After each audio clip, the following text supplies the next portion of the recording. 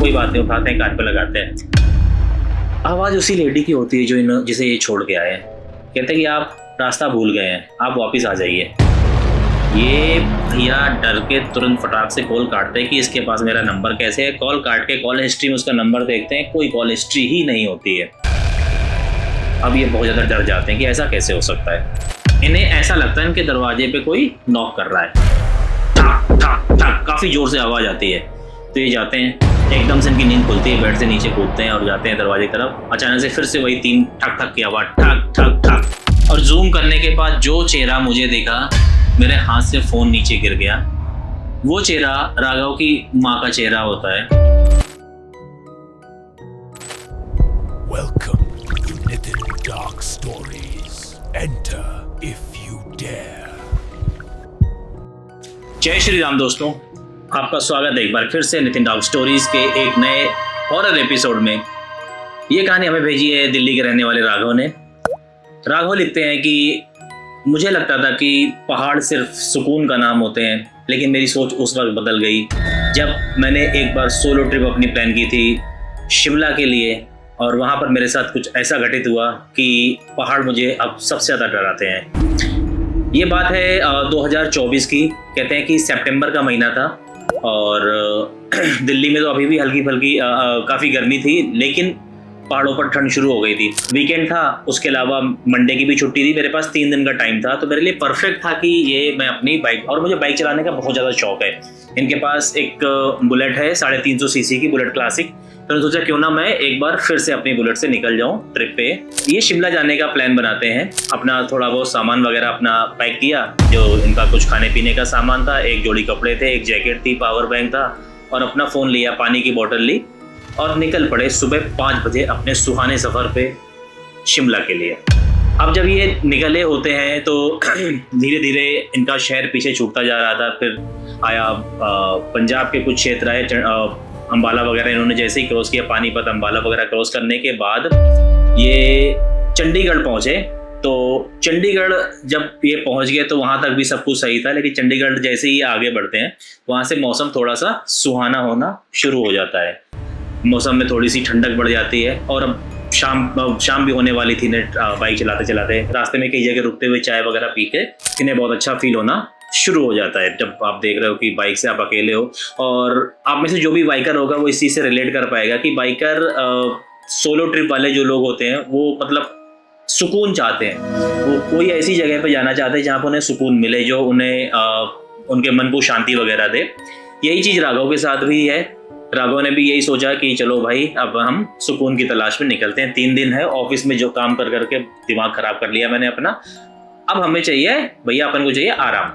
ये अपना बाइक चलाते चलाते चलाते चलाते चंडीगढ़ पार करते हैं और हिमाचल में प्रवेश करते हैं। और जब शिमला से लगभग 2-2.5 घंटे दूर होते हैं तो एक जगह चाय पीने के लिए रुकते हैं। अब क्या है कि 7, साढ़े 7, 8 बज गए थे रात के, तो अंधेरा भी हो गया था। जब चाय की दुकान पे रुके तो एक बूढ़े बाबा की टपरी थी। तो राघव उनके पास जाके कहते हैं कि अंकल एक चाय दे दो। अंकल इन्हें थोड़ा सा घूरते हैं काफ़ी, और फिर कहते हैं कहाँ जाना है। तो राघव जवाब देते हैं मुझे शिमला जाना है, और यहाँ पे कोई स्टे करने के लिए जगह मिल जाएगी। तो बाबा ने बोला कि तुमने अभी तक होटल नहीं बुक किया है। राघव कहते हैं कि आपका पहाड़ों पे जाना अलग बात है और कहाँ रुकना है ये टोटली अलग बात है, क्योंकि हम बाइकर कभी ये तय नहीं करते हमें कहाँ रुकना है। हमें तो ये है जहाँ भी जगह मिलेगी वहीं पे रुक जाएंगे। जहाँ भी रुकने का छोटा मोटा सस्ता मद्दा साधन मिलेगा हम अपना वहीं पे स्टे कर लेंगे, क्योंकि हमारे लिए बाइक चलाना ज़्यादा महत्व रखता है, ना कि किसी अच्छे से प्लीजेंट से होटल में रुकने के। तो इसलिए कहते हैं हम लोग कभी भी होटल पहले से नहीं बुक करते थे। तो मैंने कहा नहीं बाबा, हमने तो होटल नहीं बुक किया है। तो कहते हैं कि अगर तुम जा ही रहे हो तो आज रात शिमला मत जाओ, यहीं कहीं आसपास में रुक जाओ। तो राघव पूछते हैं क्यों, क्या ऐसा क्या है। तो बाबा कुछ बताते नहीं, कहते हैं कि अभी लेट भी हो गया है तो थोड़ा सा सेफ नहीं होता है, पहाड़ों पे हर चीज़ जैसी दिखती वैसी होती नहीं है। अब राघव कहते हैं ठीक है।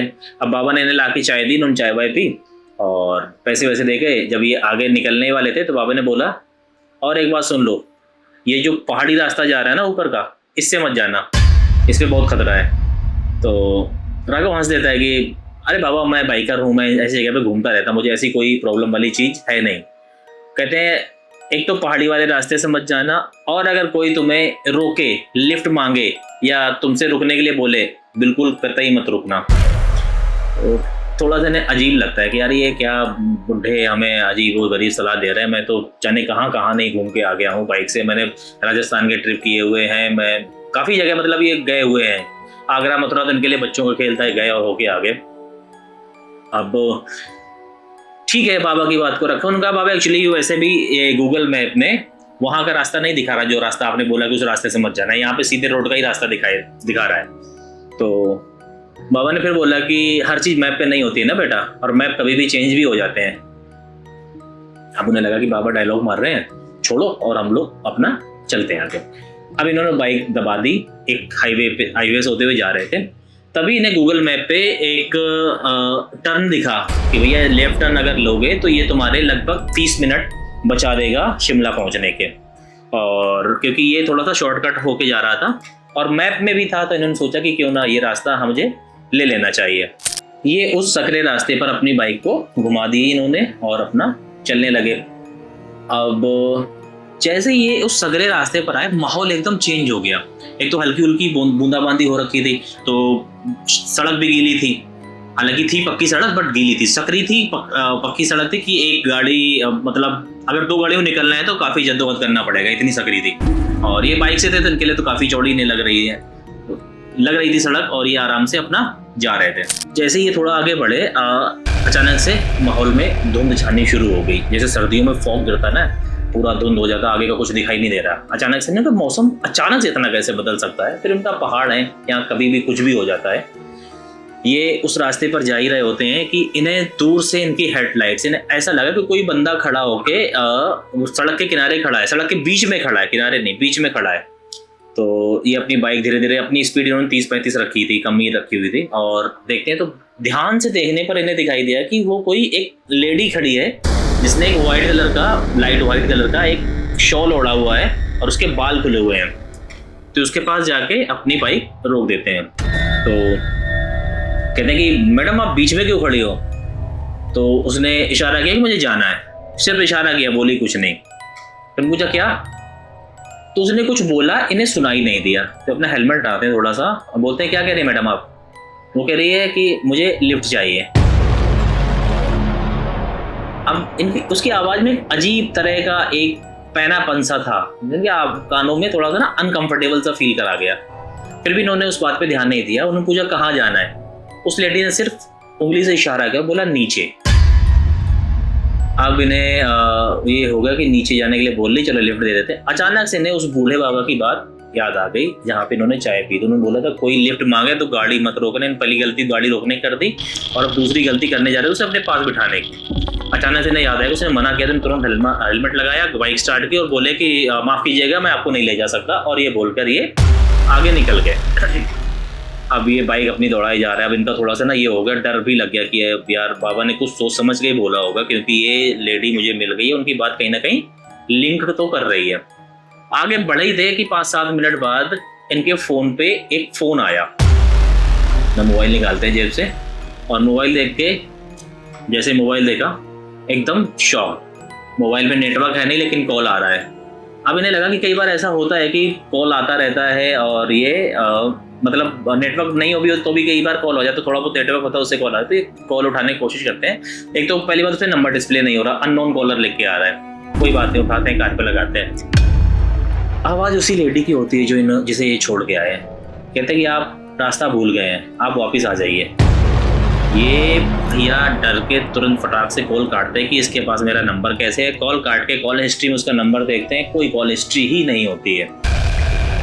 अब ये बहुत ज़्यादा डर जाते हैं कि ऐसा कैसे हो सकता है। फिर भी इनका एक वही दिमाग बाइकर वाला कि शायद मेरा वहम होगा। ये थोड़ा सा और आगे बढ़ते हैं। आगे जैसे ये बढ़े, इन्हें ये फील आया कि पीछे से कोई गाड़ी आ रही है। पीछे से इनके कोई गाड़ी आ रही है, उसकी रोशनी इनके बाइक पे पड़ रही है। तो ये अपने रियर व्यू में देखते हैं, पीछे कुछ भी नहीं होता है। कहते शायद मेरा वहम होगा। थोड़ा सा और आगे चले, हॉर्न की आवाज़ आती है, कोई हॉर्न दे रहा है कि हट जा भाई। अब ये फिर पीछे गाड़ी अपनी रोक देते हैं, पीछे मुड़ के देते हैं, कोई गाड़ी ही नहीं है, बस इन्हें वहम हुए जा रहा है बार बार लाइट का, हॉर्न का, गाड़ी की आवाज़ का। इन्हें कहा ये तो यूजुअल है नहीं, ये कुछ बहुत ही ज़्यादा सुपर नेचुरल चीज़ें हो रही हैं मेरे साथ, मुझे यहाँ से जितना जल्दी हो सके उतना जल्दी निकलना चाहिए। गाड़ी स्टार्ट करने वाले ही होते हैं, अपनी बाइक इनकी बंद हो गई होती है, अचानक से इनका फ़ोन फिर बजता है और फिर वही अननोन कॉलर, ये फिर फ़ोन उठाते हैं। आवाज़ वही थी कि आप वापस आ जाइए, मुझे नीचे जाना है। ये सुन के इनकी जो हटती है ना राघव भाई की, ये अपना फ़ोन तुरंत स्विच ऑफ करते हैं, जेब में रखते हैं और बाइक जितनी स्पीड से भगा सकते थे अपने एक्सपीरियंस के हिसाब से उस रास्ते पर, उतनी स्पीड में भगाते हुए वहाँ से निकलते हैं। अब ये भागे जा रहे हैं आराम से और तब इन्हें जैसे ही 5-7-10 मिनट और आगे चलते हैं तो इन्हें ना एक रोशनी दिखाई देती है, पीली सी रोशनी इन्हें दिखाई देती है। तो इन्हें थोड़ा सा वो होता है, कंफर्ट हो जाते हैं कि भाई आगे चलो कोई गांव है और वहाँ पर मुझे रुकने खाने की व्यवस्था मिल जाएगी। अब ये सब करते करते रात के 9-9:30 बज चुके थे। अब ये जैसे ही उस गांव में प्रवेश करते हैं, छोटा सा कोई गांव था, तो उसकी जो पहली बिल्डिंग थी उसी पे लिखा हुआ था होम स्टे। तो ये जाके अपनी बाइक लगाते हैं, नॉक करते हैं, सामने से एक अंकल आते हैं, उनकी भी एज वही 60-65 के आसपास रही होगी। तो अंकल कहते हैं कि क्या काम है? तो कहते हैं मुझे ना होम स्टे का बोर्ड देख के मैं आया हूँ, मुझे रुकना है, जगह मिल जाएगी? उन्होंने कहा हाँ कमरा खाली है, तुम रुक सकते हो। ये सुन के राघव की जान में जान आ गई, चलो भाई रुकने का जुगाड़ तो हो गया मेरा। अभी अंदर जाते हैं, कमरा बहुत ही सिंपल सा होता है, एक बेड लगा होता है कोने में, एक ट्यूबलाइट जल रही होती है, एक टेबल लैंप रखा होता है, एक अलमारी होती है और वॉशरूम कमरे से बाहर निकल के था। वॉशरूम अटैच नहीं था क्योंकि होटल होता तो वॉशरूम वगैरह अटैच होता। अभी अपना वहाँ पे कपड़े वपड़े चेंज करते हैं, थोड़ा सा कंफर्ट होते हैं और अंकल से कहते हैं कुछ खाने को मिलेगा? तो अंकल कहते हैं हाँ देखता हूँ कुछ पड़ा है खाने में, तो आ जाओ नीचे आ जाओ। अब ये उनके ड्राइंग रूम में जाते हैं, अंकल ने दाल चावल अचार वगैरह सर्व करते हैं। अपना खाना खाते खाते अंकल से कहते हैं कि अंकल यहाँ पे कोई अनयूजुअल चीज़ें होती हैं क्या? अंकल कहते हैं ऐसा क्या हुआ? कहते हैं अंकल पूछते हैं पहले कि तुम्हें जाना कहाँ है? कहते शिमला जाना है। कहते इतनी रात में क्यों निकले अगर तुम्हें शिमला जाना था और तुम्हें कोई मिला तो नहीं रास्ते में?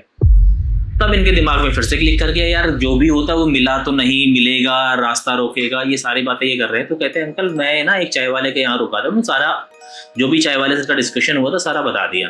और कहते हैं कि रास्ते में ना मुझे एक लेडी भी मिली थी, एक लड़की मिली थी और मैंने कहता तुमने उसे लिफ्ट तो नहीं दी, कुछ उससे बात तो नहीं की? कहते मैंने बात तो की थी लेकिन लिफ्ट नहीं दी।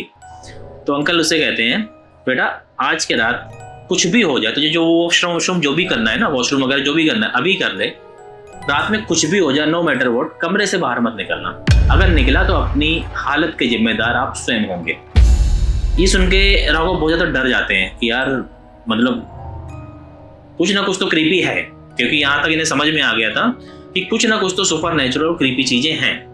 अब ये क्या करते हैं कि भैया दौड़ के जाते हैं अपना कमरे में, पैक हो जाते हैं और सोने की कोशिश करने लगते हैं। अब सोते इनकी आंख लग जाती है, रात में 12:17 पे इन्हें ऐसा लगता है इनके दरवाजे पे कोई नॉक कर रहा है, ठक ठक ठक, काफ़ी जोर से आवाज़ आती है।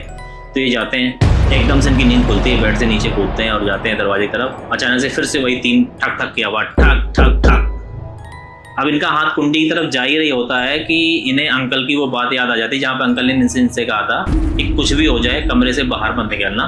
तो ये एकदम से पीछे हट जाता है, ये कहता है कि मैं दरवाज़ा नहीं खोलूँगा। ये वापस जाके अपने बेड पे बैठ जाता है और कहता जो भी होगा सुबह देखी जाएगी, अंकल ने बोला है तो मतलब नहीं खोलने का, मतलब नहीं खोलने का, पंगा नहीं लेने का अपन तो इधर। अभी बेड पे जैसे ही बैठे होते हैं, खिड़की पे किसी के नॉक करने की आवाज़ आती है। कांच की खिड़की होती है, ये लगभग चिल्ला ही पड़ा था डर से कि भाई पता नहीं ऐसा अचानक से क्या हो गया। अब ये खिड़की की तरफ जाता है और पर्दे लगे होते, पर्दे को हटा के देखता है तो किसी के हाथ का पंजा उस पर छपा हुआ होता है, क्योंकि बारिश और फॉग की वजह से ना वो एक जो बन जाता है रिफ्लेक्शन, और उसमें अगर कोई भी हाथ लगा दो तो वो छप जाता है शीशे पे। बहुत ज़्यादा डर जाता है। ये भैया आता है अपने बेड पे, चादर ओढ़ता है, सबको चादर के अंदर से फील होता है, इन्हें भी फील होता है और ये सो जाते हैं। आवाज़ आती रहती रात भर दरवाजा खटखटाने की कभी तक खिड़की से, ये बिल्कुल भी रिस्पॉन्स नहीं करता है। सुबह उठते ही सबसे पहले 6 बजे जैसे इसकी आँख खुलती, बारिश रुक चुकी थी, सब कुछ माहौल एकदम शांत था, हल्का हल्का रोशनी पूरे माहौल में फैलनी शुरू हो गई थी। 7-6:30 के आसपास सूरज निकलता है, सूरज भी निकल आया था और एकदम से सब कुछ माहौल प्लीजेंट सा हो जाता है। तो ये सबसे पहले जाके अंकल से पूछते हैं, नीचे अंकल चाय बना रहे होते हैं, अंकल आपने रात में मुझे नॉक किया था क्या? तो कहते नहीं मैंने तो नहीं किया था। कहता पूरी रात कोई ने मेरा दरवाजा खटखटाया है, खिड़की पे दस्तक दी है। जब मैंने सुबह देखा, रात में तो खिड़की पे हाथ का निशान भी था, अभी सुबह देखा तो कोई निशान वहाँ पे नहीं है। तब अंकल उन्हें पूरी बात बताते कि बेटा तू जिस लड़की से कल मिल के आया है वो कोई जिंदा लड़की नहीं है, उसको मरे हुए लगभग 6-7 साल हो चुके हैं और वहाँ पर एक एक्सीडेंट में मर गई थी और वो तब से वहाँ पे निकलने वाले लोगों से लिफ्ट मांगती रहती है। तो ये सुन के राघव कहते हैं मैं बहुत ज़्यादा डर जाता हूँ कि भाई ऐसा कैसे हुआ। अंकल मुझे चाय देते हैं, चाय पीते पीते मैं बात कर रहा हूँ। तो कहता अंकल लेकिन उसका मेरे पास फ़ोन भी आया, सब कुछ हुआ, वो सारी चीज़ें बताते हैं। कहता बेटा तू लकी था, किस्मत वाला था कि तूने उसे लिफ्ट नहीं दी, वरना तेरा वहीं पे काम तमाम हो जाता। वो कई लोगों की वहाँ पे मृत्यु भी इस तरह से हुई है, लिफ्ट लेती है फिर गाड़ी खाई से नीचे गिर जाती है। अब ये राघव कहता ठीक है। अब वही क्या करता, सुबह था तो पैसे वैसे अपना पे किए जो भी उनके बनते थे, बाइक उठाई, बैग उठाया और सीधे निकल गया शिमला की तरफ। अब एक आधे एक घंटे के अंदर शिमला पहुंच गए, क्योंकि शिमला से पहले ये रुके थे।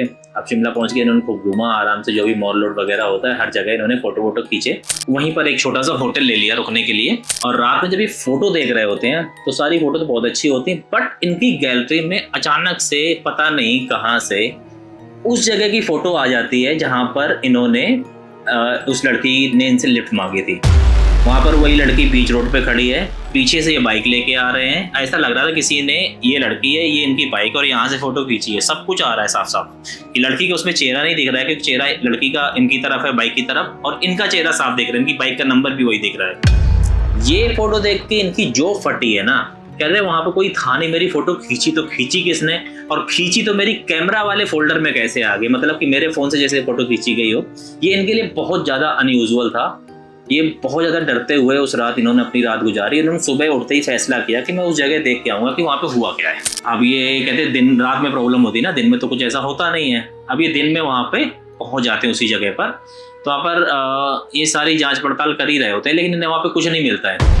तो ये फिर वापस आते हैं, किसी चाय की टपरी पे रुकते हैं और उससे बात करते हैं कि यहाँ पे ऐसा क्या हुआ था। तो वो बताता कि एक नेहा नाम की लड़की की यहाँ पे डेथ हुई थी और लोग कहते हैं कि वो दिखाई देती है सबको। कई लोगों ने उसके होने का वहाँ पे प्रमाण दिया है, कई लोगों ने बोला कि उन्हें वो दिखती है। तो इसलिए रात में एक सूर्यास्त के बाद इस रास्ते से आना खतरे से खाली नहीं होता है। कहता मैं तो मैप को फॉलो कर रहा था, कहता मैप में ये रास्ता है ही नहीं, आप खोल के देख लो। अब इनकी और ज्यादा फटती कि मैप खोल के देखते हैं, उन्हें वो रास्ता ही उसमें मैप में एग्जिस्ट ही नहीं करता है। कहता भाई फिर मैं इस रास्ते पर आया कैसे। कहता वो सब उसी का खेला है, उसी लड़की का खेला है, वो कैसे कैसे करके बुलाती है और यहाँ पे वो फिर लोगों को अपने हिसाब से उनका शिकार करती है। जो अच्छे लोग होते हैं उन्हें जाने देती है, जो बुरे लोग होते हैं उनका तो शिकार करती ही करती है। अब ये सारी बातें करके ये वापस चले और थोड़ा बहुत उधर ही घूमने भी निकल गए होंगे।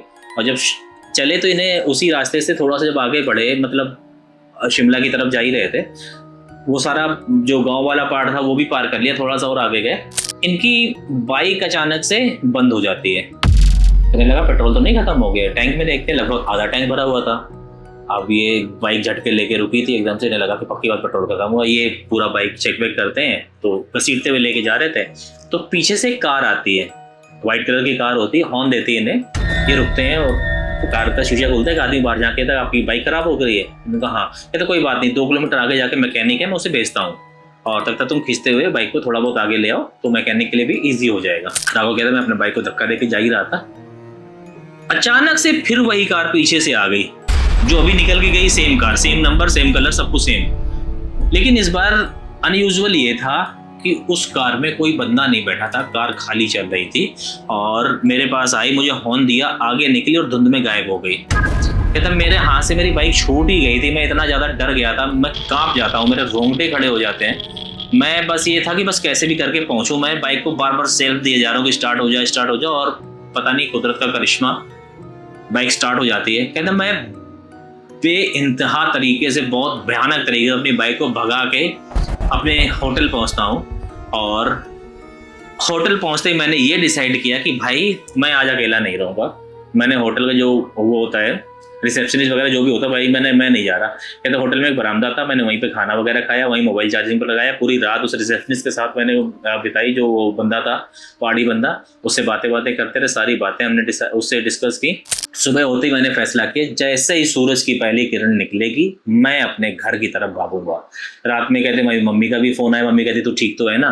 मैंने कहा हाँ माँ सब कुछ सही है, कोई दिक्कत वाली बात नहीं है। कहते आप ऐसे क्यों बोले। कहते पहाड़ों पर हर समय हर चीज़ अच्छी नहीं होती है, कभी बहुत सारी चीज़ें गलत भी होती हैं। कहता ठीक है। फिर उसके बाद मैंने फ़ोन काट दिया और मैं उससे बातें करता रहा। तो उस बंदे ने कहा कि आप यहीं पे सो जाओ, मतलब सोफे पे आप सो सकते हो, मैं यहीं पे बैठा हूँ, मुझे तो रात में जागना है, आप क्यों जाग रहे हैं, आपको सुबह निकलना भी है। तो कहते मैं सो जाता हूँ। सुबह 6:30 के आसपास जब मेरी नींद खुलती है तो मैं अपना बैग वैग पैक किया, उसके होटल की पेमेंट की और वापस अपना दिल्ली आ जाता हूँ। दिल्ली आके मैं सबसे पहला काम तो करता हूँ, अपने फ़ोन को रीसेट कर देता हूँ। फैक्ट्री सेटिंग पे जाके सब कुछ डिलीट कर देता हूँ। सिर्फ कॉन्टैक्ट वगैरह का बैकअप लिया, बाकी कोई भी फोटो वीडियो का बैकअप था ही नहीं मेरे पास। और वो फ़ोन को मैं रख देता हूँ स्विच ऑफ करके। अपना दूसरा फ़ोन लेके अपना बैकअप वगैरह वो लिया। कोई फोटो वीडियो का बैकअप लिया नहीं था मैंने, क्योंकि मुझे डर था कि वो फोटो मुझे दोबारा से दिख जाएगी। इस वजह से मैंने नया फ़ोन ले लिया, यूज़ करने लग गया। 3-4 महीने बीत जाते हैं तो कहते हैं कि एक दिन मेरे मन में चुल मची कि अब तो सब ठीक है, कोई लाइफ में ऐसी हलचल है नहीं, क्यों ना एक बार फोटो देखी जाए। तो मैं अपना फोटो का जाके और नेहरू प्लेस से बैकअप वगैरह लेता हूँ उसका सारा और आ जाता हूँ। अब मैं सारी फ़ोटो देख रहा हूँ, अचानक से उस रोड की वही फ़ोटो फिर से मेरे सामने आ जाती है। इस बार मैं फ़ोटो को देख रहा हूँ, मैं साफ देख रहा हूँ, मेरी बाइक साफ दिख रही है और इस बार लेडी का जो फेस था वो कैमरे की तरफ था। तो मैंने दूर की फ़ोटो थी, मैंने जूम करते गया। अब फ़ोटो फट जानी चाहिए लेकिन फ़ोटो क्लियर होती जा रही है। और जूम करने के बाद जो चेहरा मुझे दिखा, मेरे हाथ से फ़ोन नीचे गिर गया। वो चेहरा राघव की माँ का चेहरा होता है।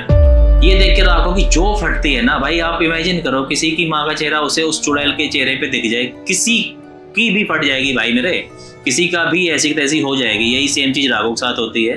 राघव उस फ़ोन को तोड़ते हैं, दाड़ते हैं और उसे परमानेंटली फेंक देते हैं और अपना ये कहते हैं कि भाई आज के बाद मुझे उस रास्ते पर। और हाँ, राघव ने सोलो ट्रिप करनी छोड़ दी है भाई द वे।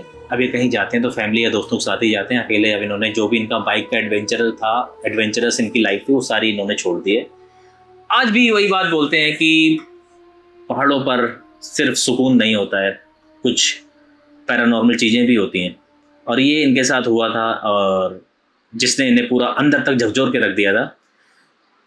इसके बाद से ये कहते हैं मैंने कभी भी मैं पहाड़ों पे अकेले नहीं गया, जब भी जाता हूँ कहीं भी जाना होता है फैमिली के साथ ही जाता हूँ और कहीं ना कहीं मुझे डर रहता है कि वो लेडी ना दिख जाए, वो चीज़ ना हो जाए। कहते हैं मेरे मन का वहम नहीं हो सकता, कई लोगों ने भी बोला था, मेरे फ़ोन में भी वो चीज़ आई थी, तो वहम तो था नहीं, वो पक्की बात कोई ना कोई अतरप्त आत्मा थी। हालांकि उसने मुझे कभी कोई चोट नहीं पहुँचाई, अगर वो चाहती तो मुझे चोट पहुँचा सकती थी, बहुत उसके लिए आसान था क्योंकि उसके पास रुका था। शायद मैंने कभी किसी का गलत नहीं किया था, इसलिए मैं बच गया। तो दोस्तों यही थी मेरी आज की कहानी। अगर यह कहानी आपको पसंद आई है तो आप वीडियो को लाइक करके जाइए, आपका एक लाइक मुझे बहुत मोटिवेशन देता है। और सब्सक्राइब कर दीजिए चैनल को, क्योंकि बहुत जल्दी हमारे 3000 सब्सक्राइबर होने वाले हैं, उसके बाद 5 होंगे, उसके बाद 10 होंगे, उसके बाद 100 के होंगे। और आप लोगों का प्यार बहुत अच्छा लगता है जब आप लोग इतना प्यार दिखाते हो। और कमेंट करके जय श्री राम लिख दीजिए। और अगर आपके पास कोई सजेशन, कोई कहानी है तो प्लीज़ आप मुझे बताइए, मैं आपको अपनी मेल ID दूंगा, आप मुझे कहानी शेयर कीजिए। मिलते हैं अगले वीडियो में बहुत जल्द, तब तक के लिए जय श्री राम।